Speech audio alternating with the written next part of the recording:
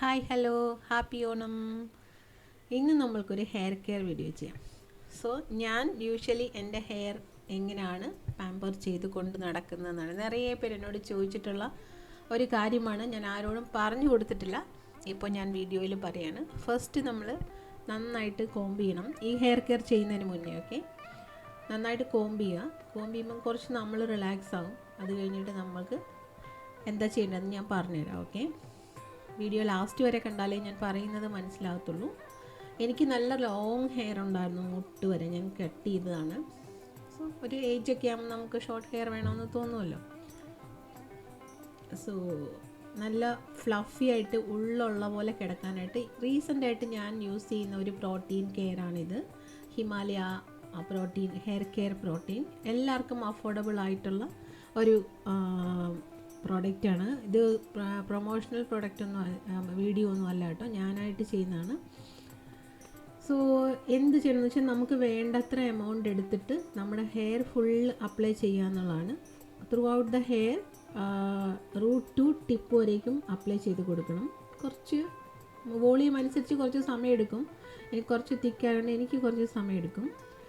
ഇത് നന്നായിട്ട് അപ്ലൈ ചെയ്ത് പിടിപ്പിക്കുക. ഓക്കെ, ഇതെന്തിനാന്ന് വെച്ചാൽ നമുക്ക് ആക്ച്വലി ഹെയർ ബ്രേക്കേജ് ഉണ്ടെങ്കിൽ, ബ്രോക്കൺ ഹെയർ ഉണ്ടെങ്കിൽ, ടിപ്പിന് ഡാമേജ് ഉണ്ടെങ്കിൽ, അല്ലെങ്കിൽ ഹെയർ ഒരു ഹെൽത്തി അല്ലെങ്കിൽ, നിങ്ങൾക്ക് എല്ലാവർക്കും ആഗ്രഹം ഉണ്ടായിരിക്കത്തില്ലേ സിൽക്കി ആയിട്ട് ആഡിൽ വരുന്ന പോലത്തെ ഹെയർ വേണമെന്ന്. സോ അങ്ങനെ ഒരു ഹെയർ നമുക്ക് വീട്ടിൽ തന്നെ നമുക്ക് ചെയ്യാൻ പറ്റും. ഇതുപോലത്തെ ഒരുപാട് പ്രോഡക്റ്റ് മാർക്കറ്റിലുണ്ട്. ഞാനിപ്പോൾ റീസെൻ്റായിട്ട് ഒരു 2 months ആയിട്ട് ഇതാണ് യൂസ് ചെയ്യുന്നത്. ഇതിന് മുന്നേ വേറൊരു സാധനം സ്പാ എന്ന് പറഞ്ഞ് ഉപയോഗിച്ചു. പക്ഷേ അതിനേക്കാളും എനിക്ക് ഇഷ്ടപ്പെട്ടത് ഇതാണ്. ഫുള്ളായിട്ട് തേച്ച് നോക്കുക.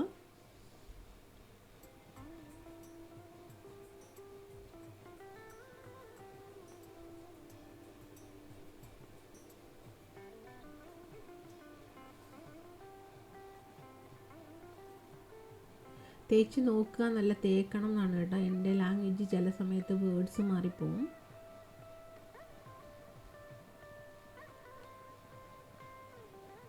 എനിക്ക് ക്യാമറയിൽ നോക്കി ചെയ്യുന്നതിനും കുറച്ച് ബുദ്ധിമുട്ടുണ്ട്. ബിക്കോസ് ഞാൻ ബാത്റൂമിൽ മിറർ നോക്കിയാണ് ചെയ്യാറുള്ളത്.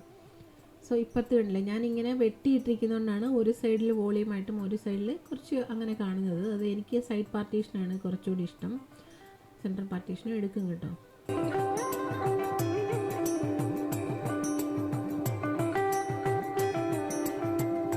ഞാൻ ഷോർട്ട് ഹെയർ ആക്കി വെട്ടിയത്. ഇത് സ്റ്റെപ്പ് കട്ടും ലെയർ കട്ടും കൂടെ ഒരു ഫ്യൂഷനാണ്. പിന്നെ നമ്മൾ ഇത് തേച്ച് കഴിഞ്ഞ് നന്നായിട്ട് കോംബ് ചെയ്യണം. മുടി കോംബ് ചെയ്യുമ്പോഴാണ് ഓരോ ഹെയറിലും ആ പ്രോട്ടീൻ നമുക്ക് അപ്ലൈ ചെയ്യാൻ പറ്റുക.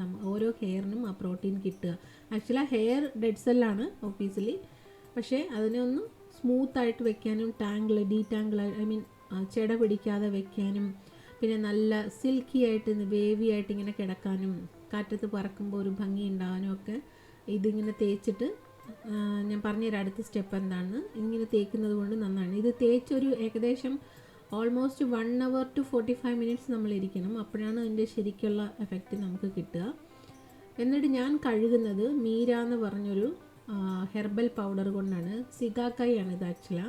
നിങ്ങൾക്ക് നോർമൽ സിഗാക്കായി മാർക്കറ്റിൽ വാങ്ങിക്കാനും കിട്ടും. അത് വാങ്ങിച്ച് പൗഡർ ആക്കിയാലും മതി. എനിക്ക് മീരയുടെ മണം ഭയങ്കര ഇഷ്ടമാണ്. അതുകൊണ്ട് ഞാൻ മീരയാണ് മോസ്റ്റ്ലി തേക്കുക. ഷാമ്പൂവും തേക്കും കേട്ടോ. സമയമില്ല എന്നുണ്ടെന്നുണ്ടെങ്കിൽ ഈസി ആയിട്ട് ചെയ്യുന്നതാണ് ഷാമ്പൂ തേക്കുന്നത്. ഇത് കുറച്ച് വെള്ളം ഒഴിച്ച് നന്നായിട്ട് മിക്സ് ചെയ്ത് ഒരു പേസ്റ്റ് പോലെ ആക്കിയിട്ട് ഒന്നും കൂടി ഇച്ചിരി വെള്ളം ഒഴിച്ച് കുറച്ച് ഒരു ബാറ്റർ പോലെ, ദോശ ബാറ്റർ പോലെയൊക്കെ ആക്കി എടുത്തിട്ട് നമ്മുടെ ഹെയറിൽ നന്നായിട്ട് തേച്ചത് നല്ല ഷാമ്പൂ പോലെ തന്നെ പതയൊക്കെ ഉണ്ടാവും.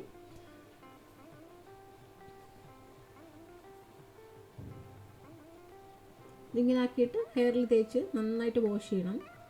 ലൂക്ക് വാം വാട്ടറിൽ വാഷ് ചെയ്താൽ better. Okay, always lukewarm വാട്ടറാണ് നമ്മുടെ സ്കാൽപ്പിന് നല്ലത്. കുറച്ച് ബ്ലഡ് സർക്കുലേഷൻ കൂടാനായിട്ടൊക്കെ നല്ലത്.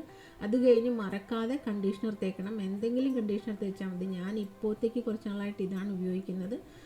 സോ ചെയ്ത് നോക്കിയിട്ട് എനിക്ക് കമൻറ്റ് ചെയ്ത് അറിയിക്കുക എങ്ങനെയുണ്ട് നിങ്ങൾ ഇത് യൂസ് ചെയ്തിട്ടെന്നുള്ളത്.